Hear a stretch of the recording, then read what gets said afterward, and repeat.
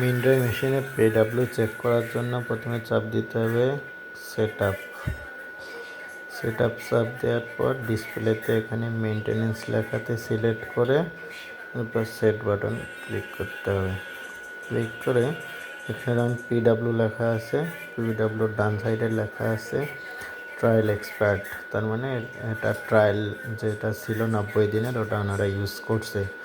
আর এখানে যদি ইনস্টল লেখা থাকে তাহলে এটা পিডব্লিউ পার্মানেন্ট, আর অথবা যদি আনইনস্টল লেখা থাকে তাহলে এখানে পিডব্লিউ নাই।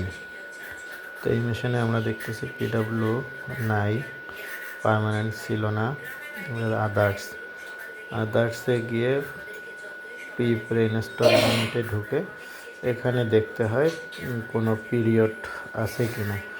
যদি থাকে তাহলে বুঝতে হবে মেশিনের পাসওয়ার্ড দেওয়া আছে বা এখানে সব কিছু ডিটেলস থাকবে। তো এখানে আমরা দেখতেছি কোনো পাসওয়ার্ড দেওয়া নাই।